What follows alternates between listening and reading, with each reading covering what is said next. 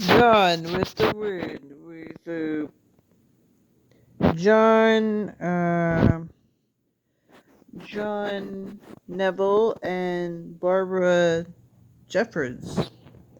Scarlet made a mouth of bored impatience. If you say war just once more, I'll go in the house and shut the door. She never got so tired of any word in my life as war, unless it's secession. Pa talks war morning, noon, and night, and all the gentlemen who come to see about the Fort Sumter, States' Rights, and Abe Lincoln. Till I get so bored I could scream. That's all the boys talk about too, and that's all their old troop. There hasn't been any fun at any party this spring because the boys can't talk about anything else.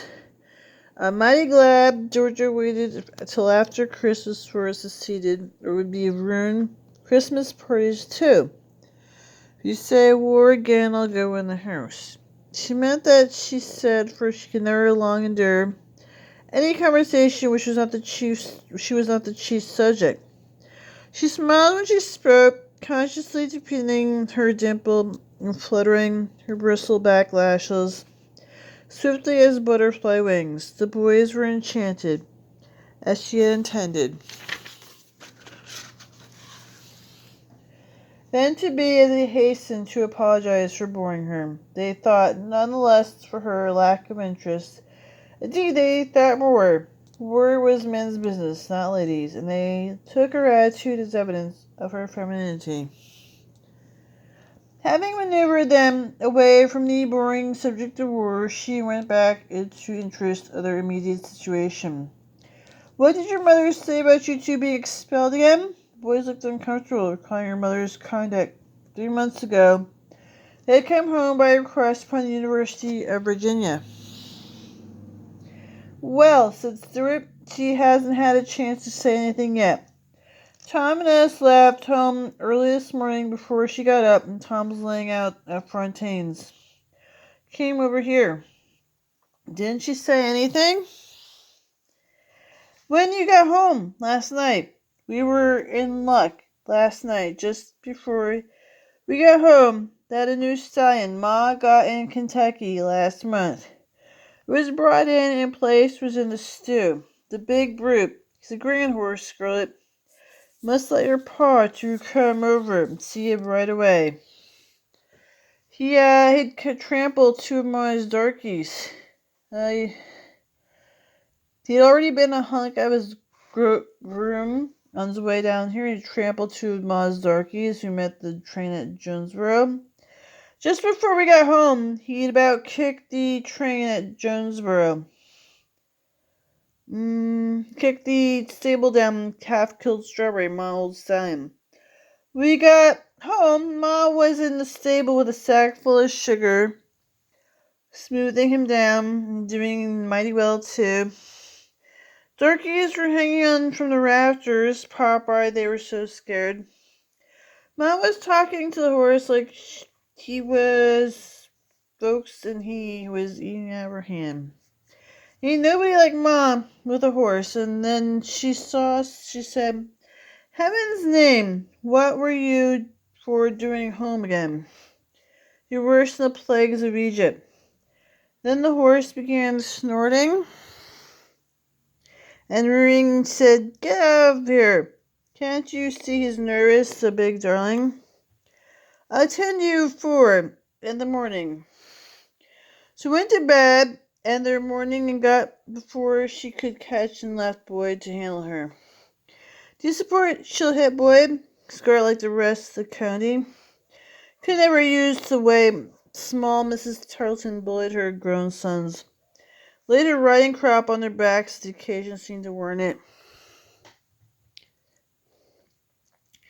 Beatrice Tarleton was a busy woman, having on her hands not only large cotton plantation, 100 negroes, and 8 children, but the largest horse breeding farm in the States as well. She was hot-tempered and easily plagued by frequent scrapes of her 4 sons. While no one permitted to whip horse or slave, she felt licked now, and she didn't do the boys any harm.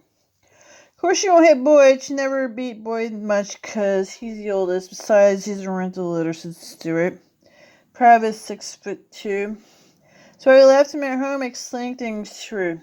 God almighty, Ma ought to stop licking us. 19 times 21, she acts like we're 6 years old. Will your mom ride a new horse in the Wilkes barbecue tomorrow? Wants to, but Pa said he's too dangerous. Anyway, girls won't let her. They said they were going to let her go to one party, at least. A lady riding in the carriage. I hope it doesn't rain tomorrow, said Scarlet. It rained nearly every day for a week. There's nothing worse than a barbecue turned into a indoor picnic.